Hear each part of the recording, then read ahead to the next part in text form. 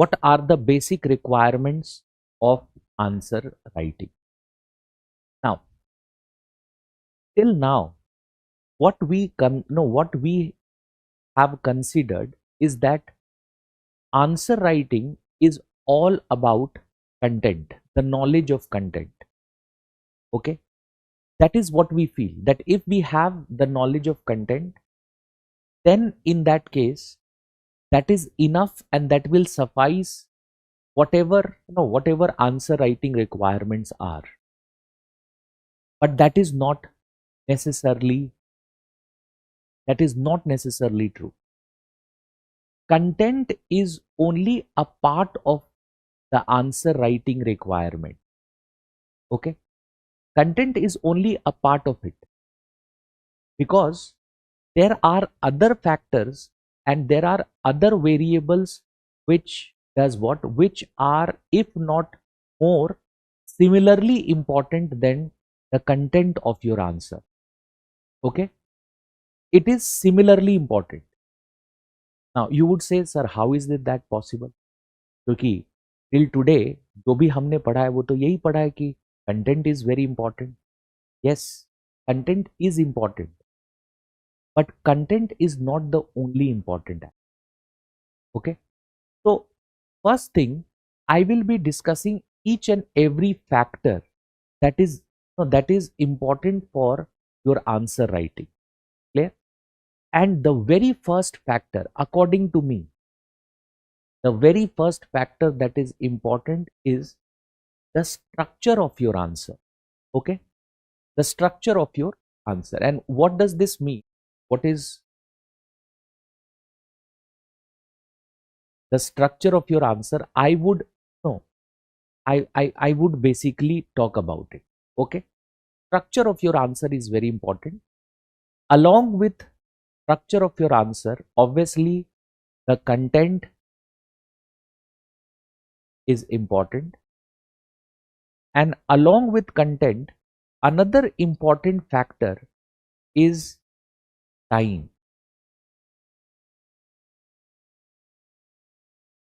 Another very important factor is going to be what?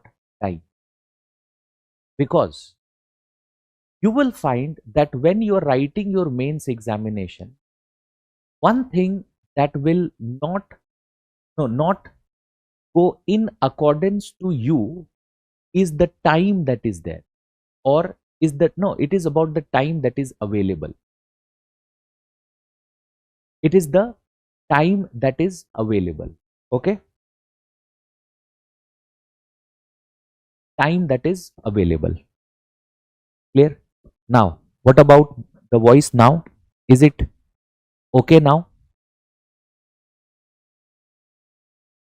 Yes, Tanmay, please confirm. Is it okay now?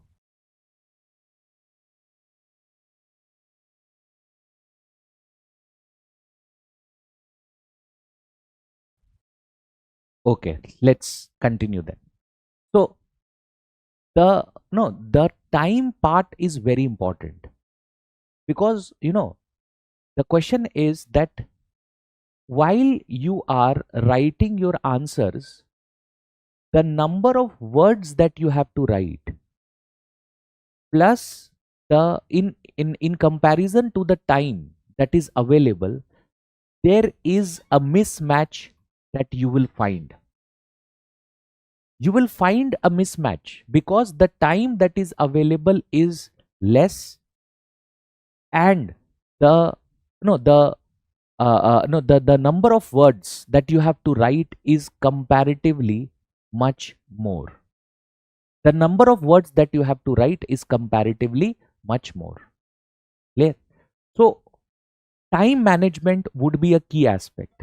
Okay, and then comes the presentation part. Then comes the presentation part, that is how you present your answer.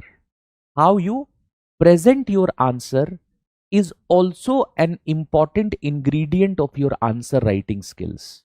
Okay, so along with the content, structure of the answer that you are that you are presenting, the content, of course, the time that is there, that is available, and along with the time, obviously the presentation of your answer, all of this will combine to give you good writing skills.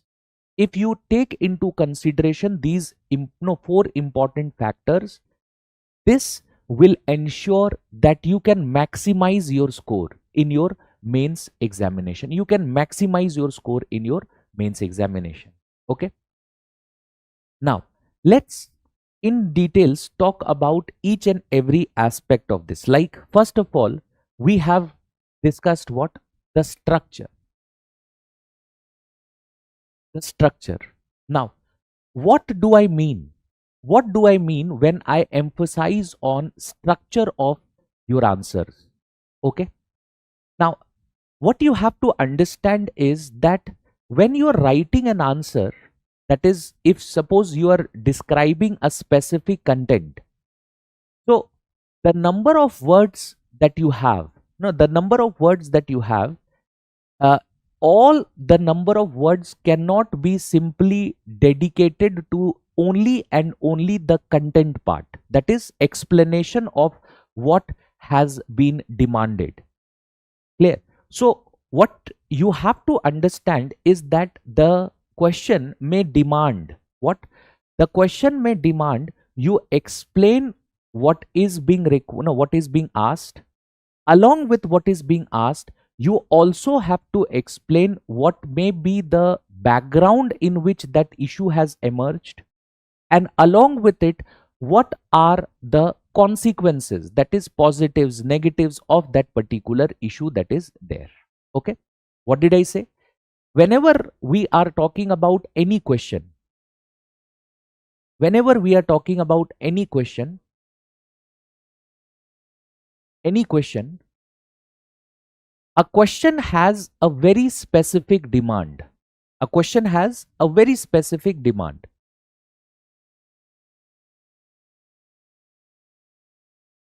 A very specific demand. Okay. But the now this is not the only thing that is required to be written in the answer. Okay. Why? Because while you are addressing this particular demand, you also have to include what? You also have to include maybe a background. You also have to include a background in which that particular issue has emerged. Okay. And along with the background, you also have to write the impact. That is the positives, the positive consequences, as well as the negative, the negatives that are there. You also have to mention the positives as well as the negatives part of it. Okay. So your requirement is not just about what? Your requirement is not just about, it is not just about what the demand is. Along with the demand, you have to present the background and the impact part. Okay. So background plus the demand plus the impact, the consequence that is there, this is basically what is being asked. This is what is being asked. So don't limit your answer to only and only describing the issue demanded. Like, if I give you two examples, one from public administration and other in general sense, to understand this. Like, if we talk about a question of NPM, new public management, suppose, let's take an example. An example of a question may be from NPM. Okay. So if there is a question related to NPM, maybe the question is about the reinventing model of NPM. In that case, if you just write the reinventing model related to NPM, you have only partially answered what the examiner has asked. You have only partially answered it. What you need to also explain to the examiner is the background in which new public management has emerged, and along with that you also have to give a a futuristic aspect, that is what with the implementation of NPM, what basically were the consequences of it. Clear? That is what is the demand. Okay, that is what is the demand. Clear? Now the question is that if you have to present these three ideas, you cannot present this in a haphazard manner, which means you cannot write what is NPM first, background after that, and then consequence after that. You cannot write like that. Or you cannot write the impact of NPM first, and then maybe writing about NPM, and then maybe writing about background. This is not the natural flow of the answer. This is not the natural flow of the answer. Clear? So what is the natural flow of the answer? The natural flow of the answer is where first you introduce the question or the demand by writing the background in which this very idea emerged. So first, a bit of explanation of background becomes mandatory. Once you have explained that background, then comes the specific demand. And after you have addressed the specific demand, then what you do is you then address what was the impact. Then what do you do? Then what you address is what was the impact. No, what was the impact that was there. Okay. So background, specific demand plus impact. This is the natural, no, this is the natural flow of the answer that is there. This is the natural flow that is there. Okay. And if you structure your answers accordingly, what happens? When you structure your answers accordingly, when the examiner is reading your answer, when the examiner is reading your answer, the examiner does not find your answer to be out of place or any concept that you have mentioned. The examiner does not feel that this concept has not been, it has not been placed well. That is one of the major requirements for any specific answer that you are writing. Like, if suppose there is a question. Now, let's take a question from general studies to understand this. So, if suppose there is a question related to the discretionary powers of the governor and the problems associated with it. Okay, discretionary powers, the problems that are associated with that. Okay.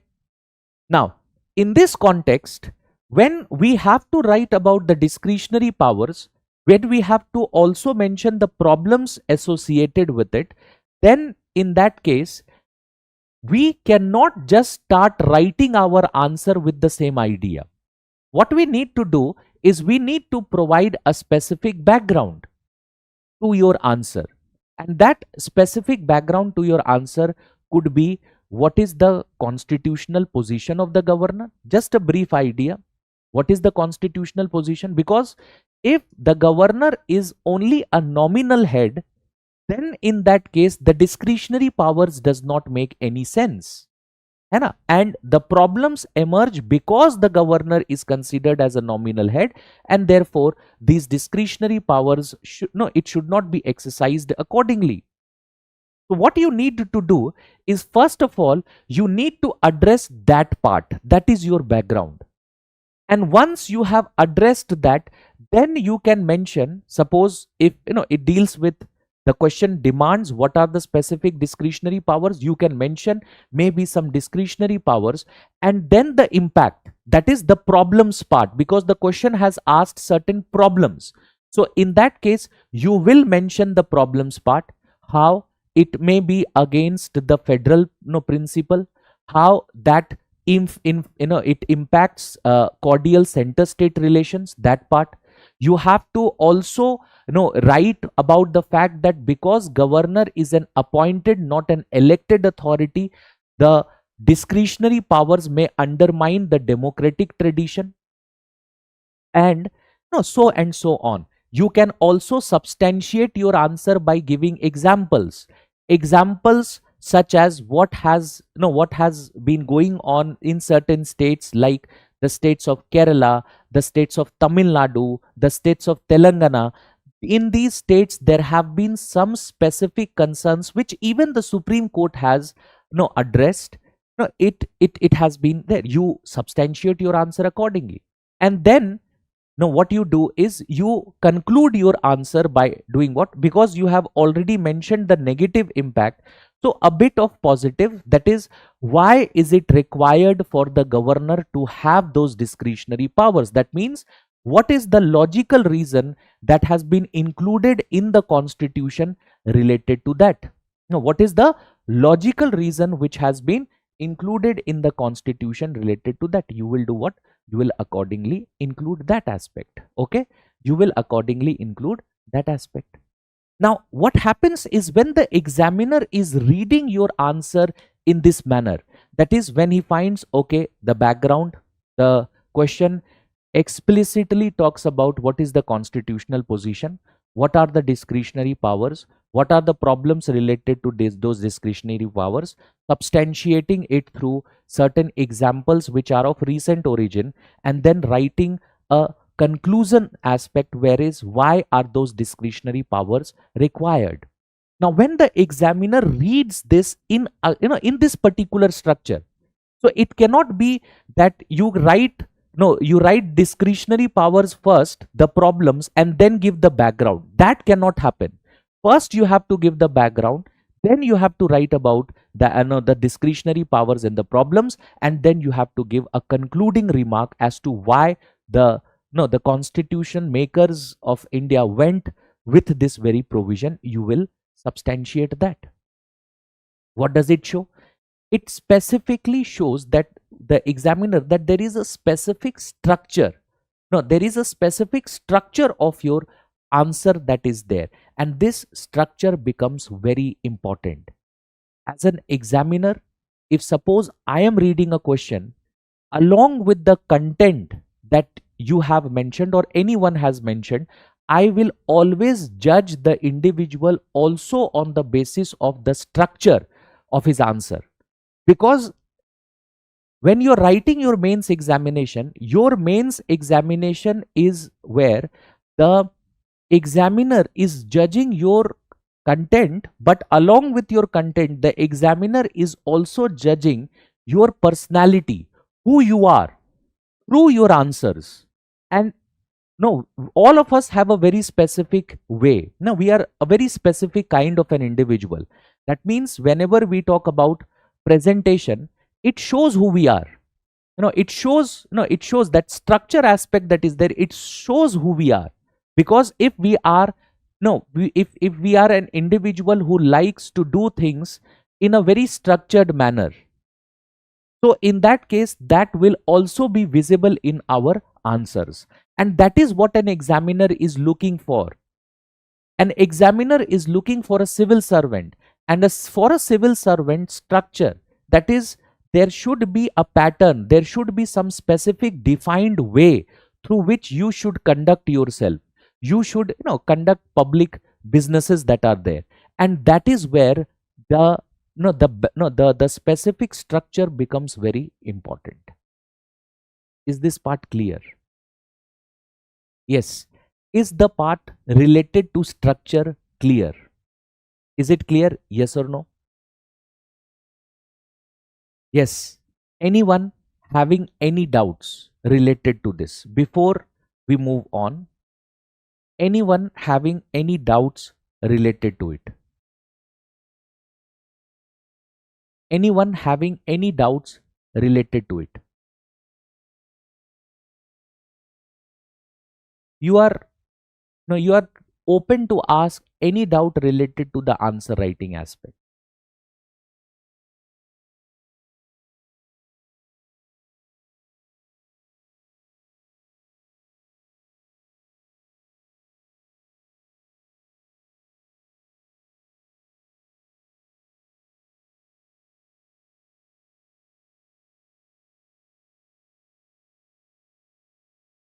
Clear?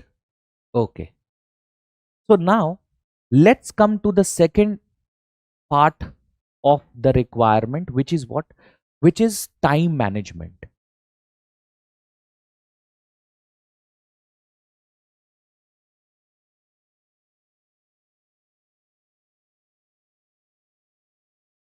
Which is time management. Time management.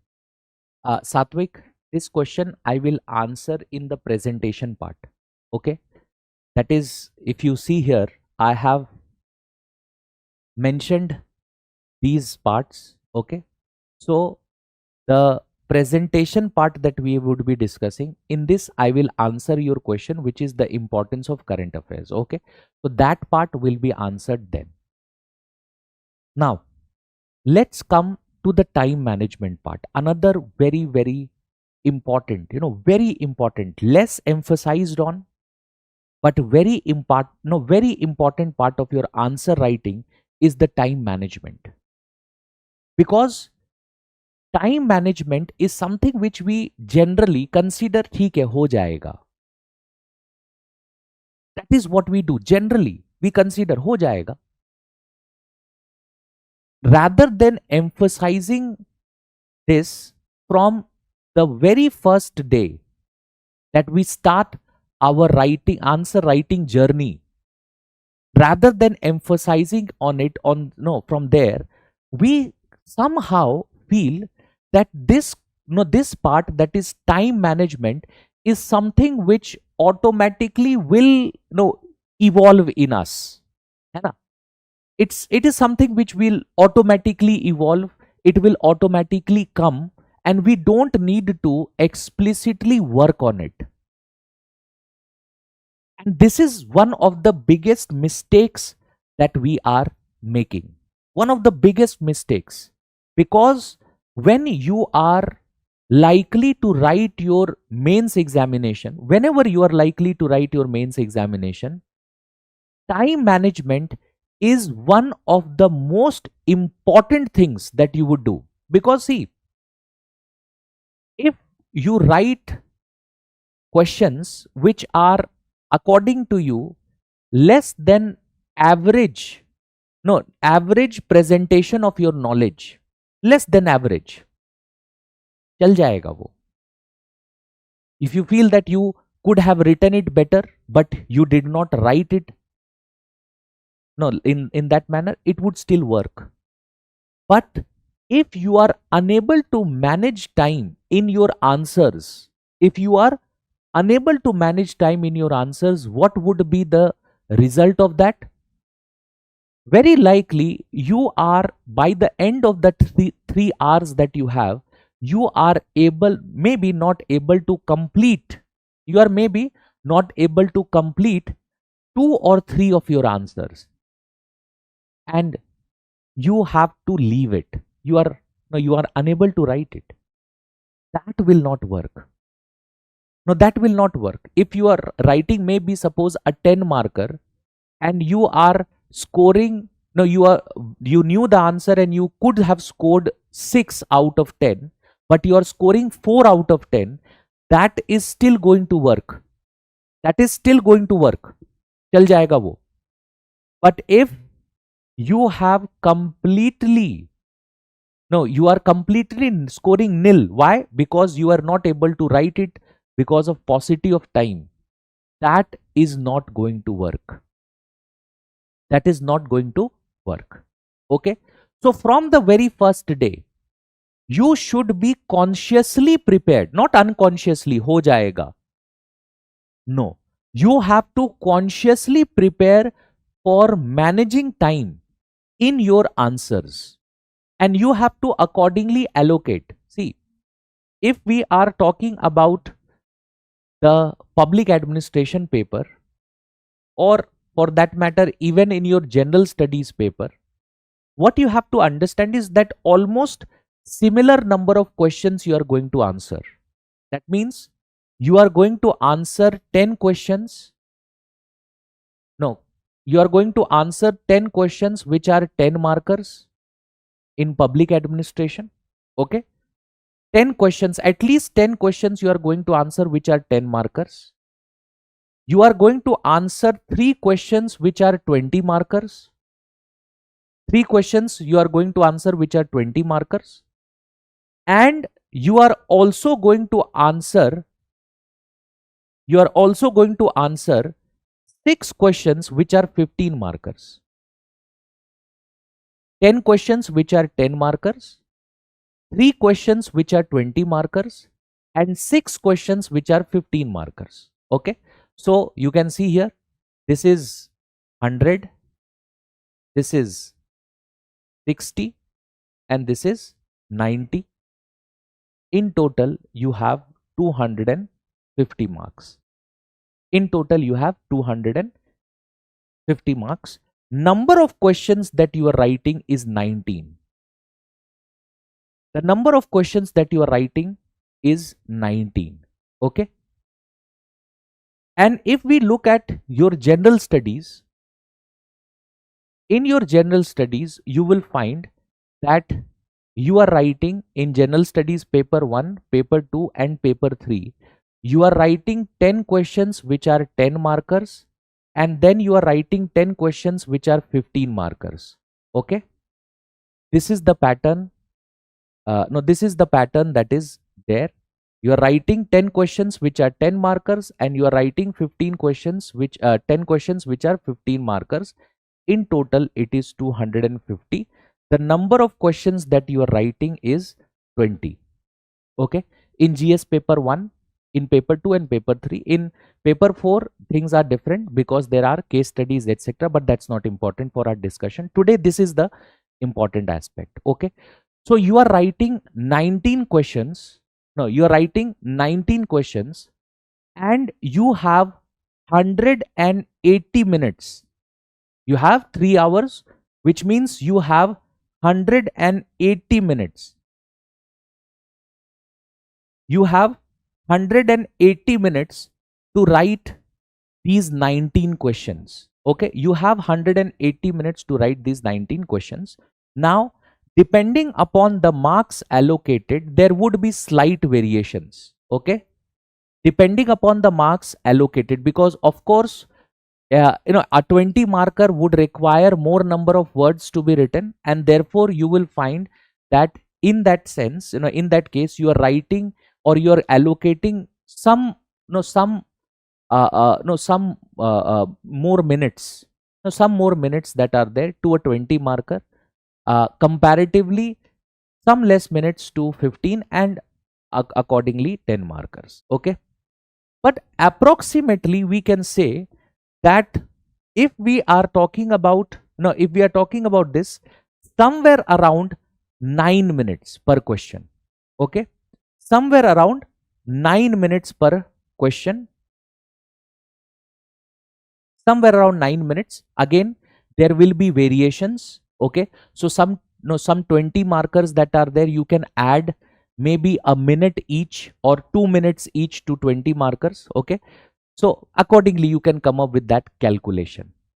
So 9 minutes is your goal. This is your goal. That means you cannot give, no, you cannot give more than 8 to 9 minutes. More than 8 to 9 minutes you cannot give to your any question that you are writing. It cannot have more than 8 to 9 minutes. In fact, the practice should always be 8 minutes. If I can give approximately 8 minutes, so that would mean no, that you are writing approximately 20 questions. So 8 minutes would mean 160 minutes you will have. So you have in total 20, no, 180 minutes. 160 minutes is already occupied. 20 minutes, the additional 20 minutes that you have, you can allocate accordingly to what? Accordingly to a 20 marker and to also 15 markers. Okay, that is a specific division that you can come up with. Okay, but this is the calculation that is there. Okay, of course, it is a very ideal kind of a situation that you see here. Not every question can be written in 8 minutes, है ना? Not every question can be written in 8 minutes. Some questions do require some more, some more thinking in comparison to others. So what you will find there is that there would be variations, and you may be able to write a question in 5 minutes. You may be able to write a question in 5 minutes, but very likely some other questions that are there cannot be written in 5 minutes. It may require 10 minutes. Okay, but average calculation, I am coming with a average calculation just to make your job easy. While you are practicing answer writing, your job should be primarily targeting a question to be written within the time period of 8 minutes. Within the time period of 8 minutes, if you are able to write a question within the time period of 8 minutes, that would be very good. Okay, and remember, this is not going to come naturally. This is practiced before you write your mains examination. This is practiced before you write your mains. If you think that let us start big, writing answers, and very likely in maybe 5 to 6 months of my answer writing journey, I will reach a time, or I will reach a point where I would be able to write answers in this time period. Naturally, it is not going to happen. What is required here is that you are very careful, and you slowly and steadily, consciously develop this skill. Okay, remember, I am not saying that from the very first day you will succeed in doing it. What I am trying to say is that from the very first day, it should be consciously in your mind that my questions are to be written in 8 minutes. And hence, at least I should try to do so. At the very beginning, you are very likely going to fail. But if you are very conscious about it, you will develop this till maybe in a month, maybe in somewhere around that period, you will develop that particular skill. You will be able to complete it within the time frame. Yes, the content will improve. The content will improve over time. So that will be a different aspect. I would not say that within 1.5 months you will be able to write very good answers, but you will definitely be able to write average answers within the time limit. Okay, that is very, very important. Clear? Also, when we are talking about time management during the answer writing, what becomes the most important problem in time management? There are two important problems that generally a aspirant faces related to time management. Two important problems. What are those? First, pressure. It is the pressure. Now, this is something which you will not feel initially, and it is something which you will never feel when you are leisurely writing. If you are undertaking leisure writing, you will never feel the pressure, and you will also in maybe a few days, few months of your answer writing, you will feel that, see, I write so good answers. I'm very likely to score very well. But the very first day that you give a test where there is a time pressure in which you have to, you have to replicate what you are doing at leisurely in your house, that is when you will start understanding what the problem is. Okay, there is pressure. There is pressure. You have to complete the paper in 180 minutes, 3 hours. You have 3 hours, you have to complete it within that 100, no, within that 180 minutes, within that 3 hours. You have to complete that. Now, that is not very easy a job. It is not very easy a job to do. Clear? Now, that pressure is there. And the along with the pressure part, another important problem related to time management is expectation. It is what? It is your expectation. If you have prepared a topic very well, if you have prepared a topic very well, a question from that topic comes, you feel that this is my question and I have to write everything that I know to show the examiner that I have prepared very well. Now that becomes a problem. Why?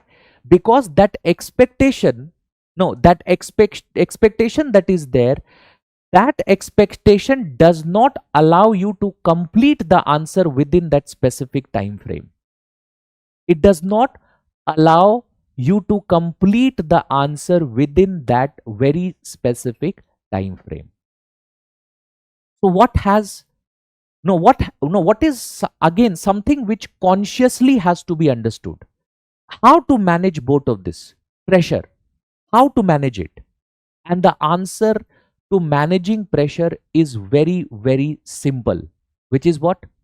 Practice. The pressure of the pressure of time that is there, that pressure of time can be overcome with practice. If you are in a habit of writing answers within that time frame, and now if you are in a habit of writing the answers within that time frame, you will find that you develop a muscle memory over a period of time. With practice, you develop a muscle memory that, okay, I will automatically be able to complete answers within 8 minutes. Now you are what?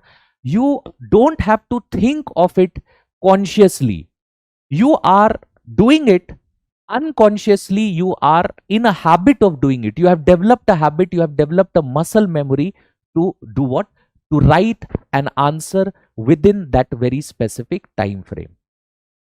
Yesterday itself, a student came to me, and he's a very hardworking student. He came to me and he said that, sir, I was writing a test, and no, while so there was a answer writing test that was going on in the offline class, and when they were writing answer, so they had displayed the clock on the digital board that you have this many minutes to complete these answers. And because that clock was there, so he said that, sir, I was sitting in front of the clock, and because I was regularly seeing the clock and the time was ticking, that was the reason why the pressure was so much on me that I was unable to complete the paper. So I had to write, some number of questions. I could only write 50% of the questions, and the primary reason for it was what? The time pressure. That was the primary reason why I could not complete it. So this pressure that is there, how to overcome it? Lot of students have, over a period of so many years, come to me to ask specifically, sir, how to address this issue of time management. And the issue cannot be addressed in a day or two. You have to prepare for it, and the preparation that is there requires more and more practice. The more and more number of words that you write, the more and more number of questions that you write, and the conscious effort that you put in to complete the number of the questions within that very time frame, that is what is going to ensure that you are able to do so within that time limit. Okay, so that is how you handle the time pressure part. Okay, Never allow the UPSC to test you, no, for the very first time. Never allow that. That means you should, no, you should replicate and stimulate that situation hundreds of time, no, hundreds of time before you, no, actually, no, write your mains. So what happens is that because that hundreds of time that you have written answers within a time limit, that is going to help you to overcome the time pressure that is there, because you know you will be able to complete the paper because you are in a habit of doing so. Okay. Secondly, it is the expectations part. Expectation. मैंने तो ये topic पढ़ा है. If I have read this particular topic, है ना? If I have read this topic, how is it possible that I don't write the best answer that I know? This expectation is very, very wrong. And this expectation is very wrong. The reason is very simple. See, in yesterday's class, we were discussing criticisms of the concept of good governance. Okay?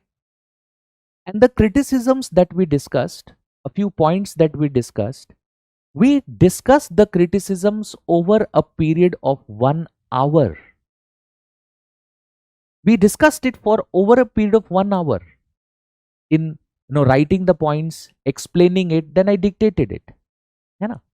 So in that context, what you have to understand is that something which you have prepared for 1 hour, the same content cannot be replicated in 8 minutes. The same content can never be replicated in 8 minutes. When we study a issue, a concept, when we study the issue, a concept, the concept that is there, we never study it for a specific,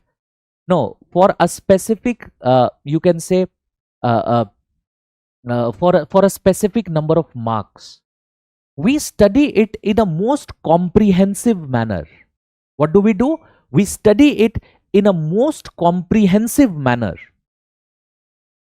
so that we are prepared with that particular issue or with that particular concept holistically.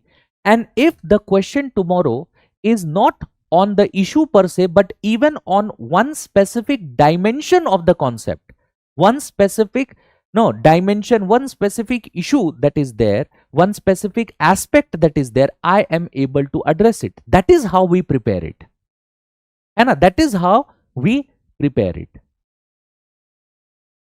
But when you are writing it, when you are writing it there, you cannot write all the dimensions. You cannot write every concept that you have read on that very issue in a full-fledged manner. You cannot do that. And if you are trying, of course, there will be a time management related issue. Of course, there is going to be a time management related issue. So what do we need to do that?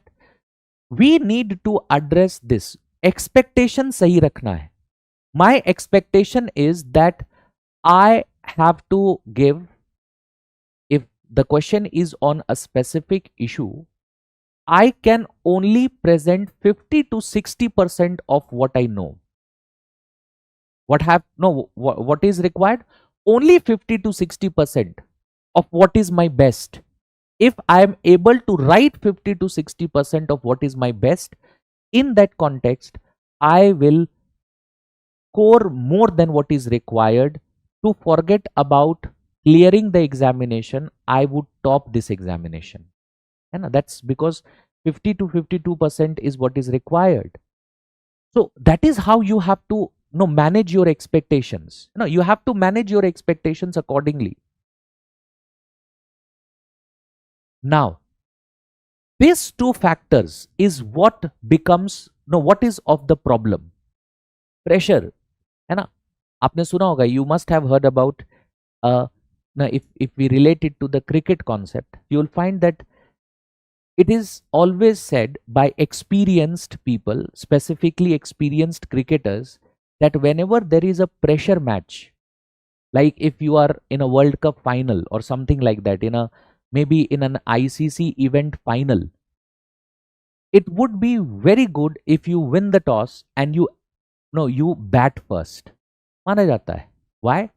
Because there is no scoreboard pressure, and that allows you to very likely no score very freely without an expectation that I have to score this much, or this is the limited number of overs that I have and I have to score these many runs in that limited number of overs. That is what is called as scoreboard pressure. Similarly is the case related to your mains examination. This time the target that you have is to complete the paper, right?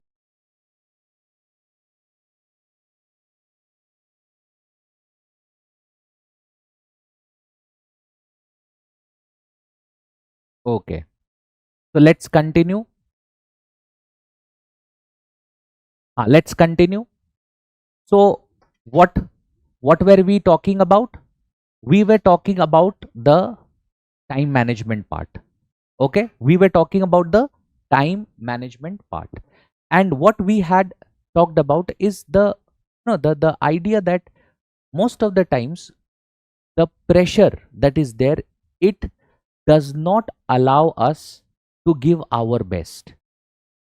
Second, no, it also happens that the expectations that we have, yes, the expectations that we have, that expectations from ourselves, that expectations also becomes a problem. Okay, so remember, it is always, you can look at it from cricket terms, as I've already talked. Scoreboard pressure, that is something which will no which requires a lot of practice. If you have a lot of practice, only then you are capable to manage your answer writing skills at a particular level despite that pressure. Clear? Okay, so these two factors are there in time management. Now let's come to the third aspect, which is presentation.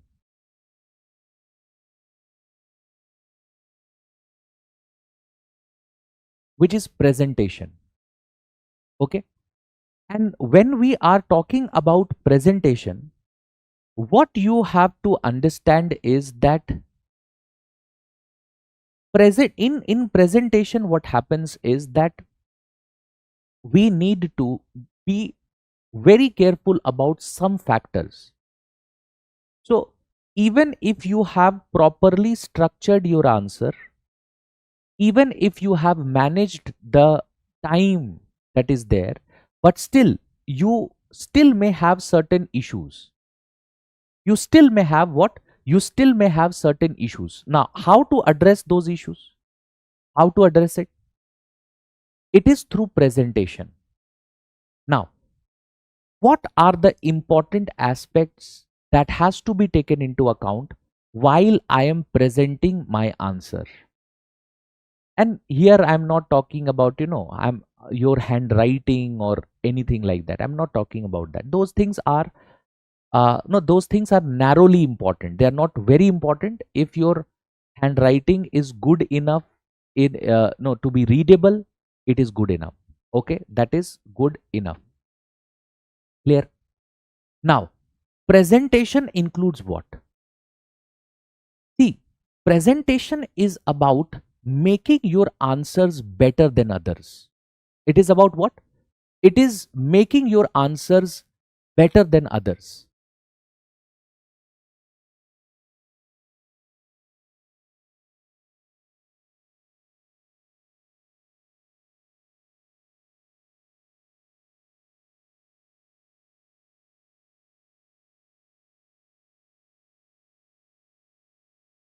Making your answers better than others. And what are the specific aspects here that you have to know? How can your answers be comparatively better than others? What can you do to make your answers comparatively better than others? What can you do? Now, that is where we have to do what? That is where we have to address this very idea that when we talk about first thing, what we need to do is we need to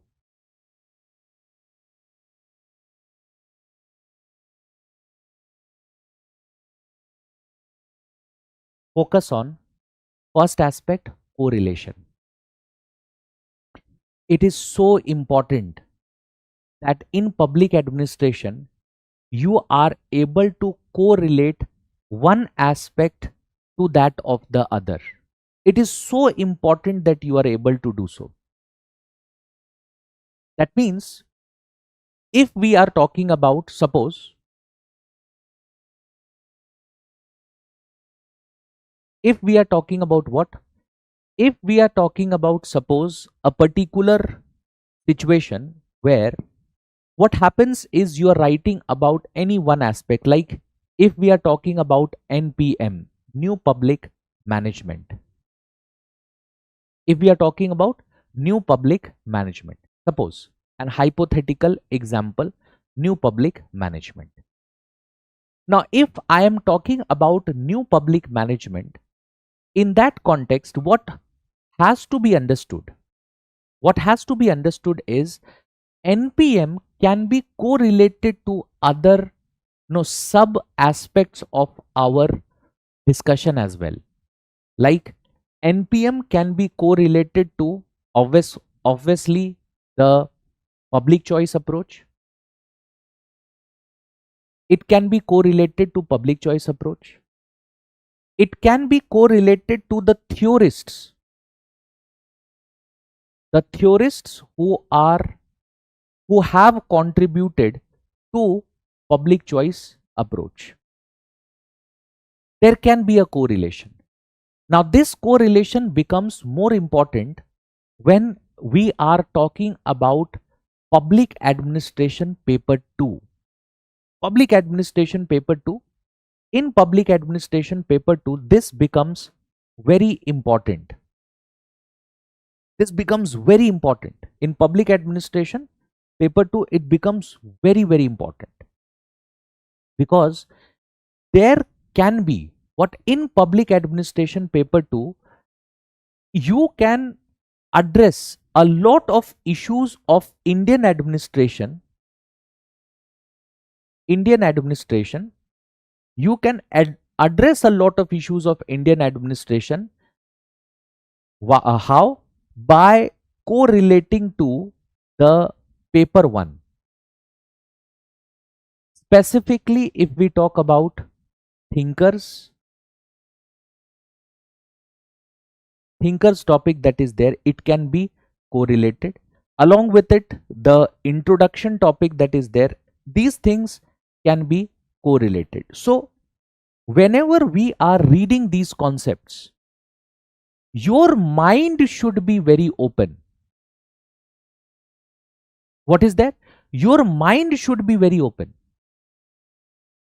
Your mind should be very open. And whenever we are reading anything, don't do what? Don't constrain yourself.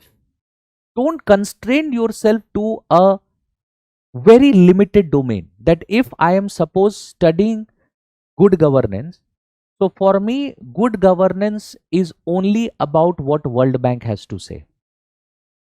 Hai na? And there can there can be no other context that we need to study good governance in. है ना? कोई और context की जरूरत है ही नहीं. This is not how you do it. This is absolutely not how you do it. If we are talking about suppose Indian bureaucracy, like if we are talking about suppose training in India. So if we are talking about training in India, that could be correlated to what? Maybe any administrative thinker, though we have not talked about them, but you can emphasize on any administrative thinker who has talked about the importance of training. Who has talked about the importance of training? Who has talked about the importance of trend. So you cannot do what? You cannot make any such correlation, or you have to make any such correlation. You cannot limit yourself in correlation aspect. Okay. This correlation is what makes your answer, your presentation of your answer better than others. है ना? If you have the potential to do what? If you have the potential to write some very important things, like if you are maybe writing about, no, if you are suppose writing about Indian administration and you correlate it to Weber. We have not discussed Weber. You will understand this later on. You correlate it to Weber. That okay, Weber had prescribed this, or you correlate it to the modern theories like systems theory. That systems theory talks about closed model. In Indian administration, we see examples of closed model. Now, when you make that correlation, the examiner automatically gets more impressed by what you are writing in comparison to others. So he will compare, he will always compare your answer with others. So if you have written what others are writing, you are going to get general score or a very average marks, something which everyone has no received. Like if everyone is getting 220, 230 in no in public administration, you will be able to score that. But 220, 230 does not suffice my requirements. It does not suffice my requirements, because if 220, 230, if 220 to 30 that is there, if that is the score, now if that is the score that I no that I want, then this will not help me get into the list, or it will not help me at least get the service that I want.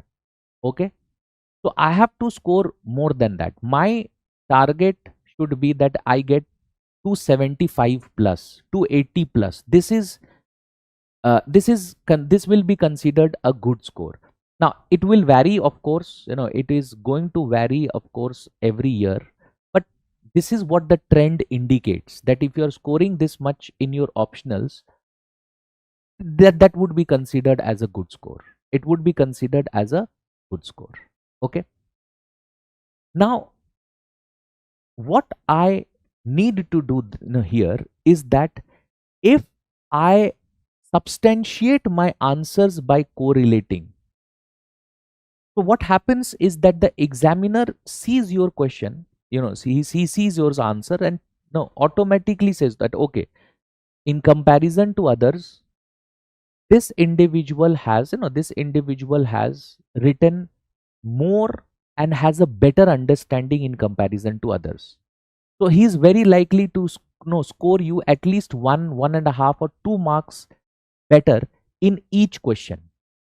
So what is the difference? If someone is getting 230 and you are scoring 2 marks per question additional, which means you are scoring approximately 40 more marks, which means if they are getting 230, you are scoring 270. You are scoring 270. That is basically what the difference is. So the difference there, you will not find that there is a difference related to a lot of things. No, this is basically what the difference primarily is. Okay. Now, so what we need to do, we need to accordingly correlate different aspects of our syllabus. Now there is a question related to current affairs. Now this is also very much, now current affairs is also a very, very important part, at least of our optionals. It is a very important part of our optional. Clear? It's a very important part. So no, your questions are related to current affairs, sir, in public administration. No, what about current affairs and all of it? Remember, forget about just public administration. This is my view. No, this is what my view is, that you will find that this is something which is important for every optional, specifically social sciences that are there. It is important there. It is very important there. This is my view. Okay. So current affairs becomes very important for us as well, more for us. The reason is that we are studying administration, and there are lot of developments related to administration. There are lot of developments that are there. Like, just giving you examples. If we go, no, if we look at the syllabus of paper 2, syllabus of paper 2 talks about city management, issues and concerns related to this. Okay. So today, what do we see? Today, what we see is that in India, we are facing a crisis which most of us are, no, we don't feel that to be a crisis, but we are facing that. And we need to take steps to address that crisis. No, we need to take those steps to address that very crisis.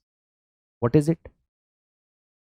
We are today facing a problem related to urban areas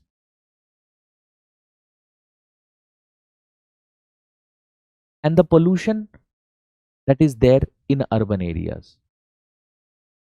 Now, you will find that in order to address this, there would be number of initiatives being taken. You will find that this happens. Maybe the government comes up with certain initiatives, like you must have heard about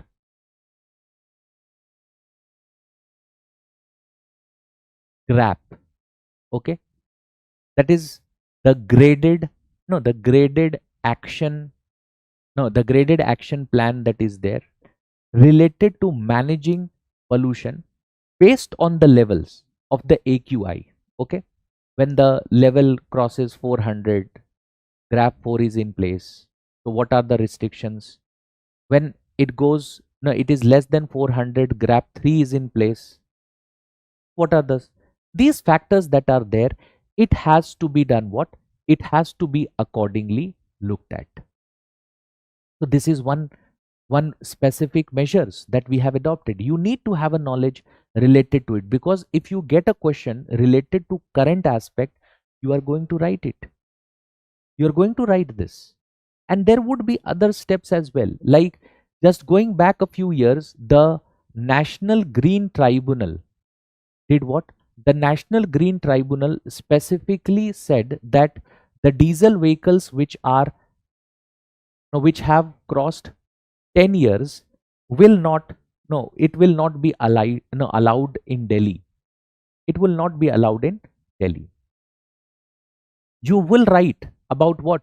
You will write about things like the usage of, no, factors like CNG, etc., that is there, and other things. There are so many other issues. Like, there is also an issue of what? Waste management. Now, these issues cannot, if you are getting questions related to this, or you are getting a question where you have to write about this, if you try and write only basic points without addressing these issues with the current practices, the current steps that are there, it is not enough. It is not enough. So with respect to factors like waste management, you will have to do what? You will have to address it from current affairs. This is also how your answers become better than others. Okay, this is also how your answers become better than others. This is also one way how your answers are better than others. Clear? Mm.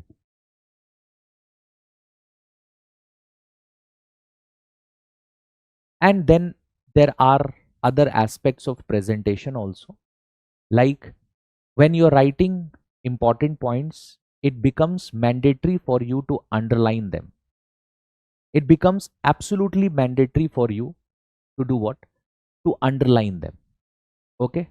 If you are not underlining those points, In that case, very likely the examiner may skip them without emphasizing on it. So underlining them, writing it clearly, these factors are important along with correlation, current affairs. It is something which you have to write. Clear? So if we go back to our original slide, we have seen how to structure our answers. Why is there a need for structure? We have seen the time management, the problem, how to address that problem. We have seen the presentation part, how to know how to ensure that your answers are in comparison to others better, how your answers are better, addressing that part also. And then comes the content part. Of course, this is based on your preparation. It is based on your preparation.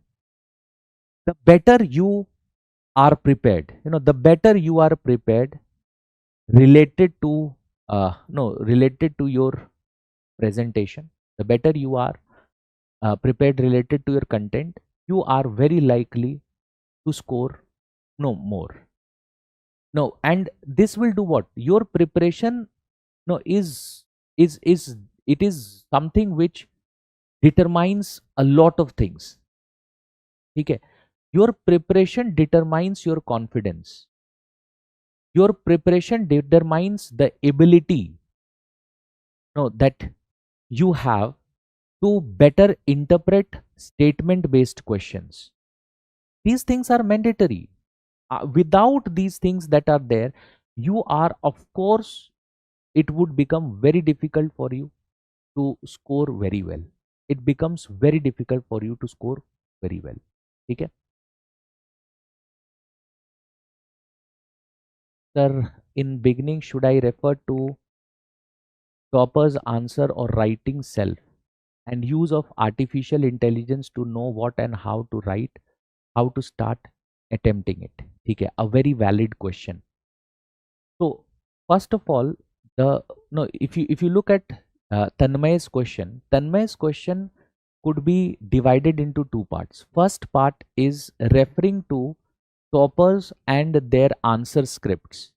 Okay, you can of course refer to them. You can of course refer to them. You will get some insights while you are referring to their answer scripts. Okay, so the way they have written, what is the structure that they have followed, what is the amount of facts that they have used in their answers, even in mains, all of this would be very, very, very important. Okay, all of this would be very important. Clear? So if you refer to the answers that have been written by certain aspirants who have topped this examination, performed very well, it will be helpful. But one thing that you have to understand is that you will not be able to completely replicate them. You will not, because you have your own methods. You have your own methods, you have your own way of our answer writing. So you should not. No, that is something that no I have no I'm very no, stubborn on. You should not try and completely copy them. Take hints as to what can be done in your answers by looking at, by referring to their copies. You can of course take hints how to make your answers better. But you will no thinking that you will be able to completely replicate that, that is not necessarily possible. Okay, that is not necessarily possible. Okay, now when it comes to use of artificial intelligence, yes, again I am telling you, initially you can do that. Okay, but don't get in a habit of don't get in a habit of writing your answers only by looking at maybe using chat gpt, etc. Don't do that. My suggestion to you is, first write your answer, whatever you want to write it, and then refer to it. First write it and then refer to it. That means then you will come to know what things were missing in your answer, and accordingly, slowly and steadily, you are going to do what? You are going to add them as a part of your preparation. Okay. So it should not be your natural instinct that no, there is a question. Let me first look at what no, what has been no, what artificial intelligence has to say about it, and then I will write or copy the answer. Okay, that should not be the case. See, I have seen this. No, I have seen this a lot. I've seen this a lot. Right now, what happens is that when we correct questions that I'm giving in the class, no, and so on, a lot of students do what? They write and they copy it from chat GPT, etc. They use different prompts and copy it, and they bring those answers to us. When we look at that answers, obviously it is very well structured, and the content is also good. The content is also good. है ना? So what happens is that, of course, we say that the answer is good, but they feel that the teacher has not understood that they are copying the answers from artificial intelligence, and we don't come to know about it. That's not the case. The experience that we have, it basically helps us to understand these factors. It helps us to understand these factors, who has written an answer by itself, by himself or herself, and who has copied it. So your natural instinct should never be to copy the answer. What you should be doing is first write it, and then no, to the best of your capability, write it to the best of your capability. है ना? Write it to the best of your capability, and then if you feel that okay, I need to do what? I need to see the no, the answer that is there, then you can go and see it, and then see what dimensions are missing, what could have been added. This is the way you use artificial intelligence. Okay.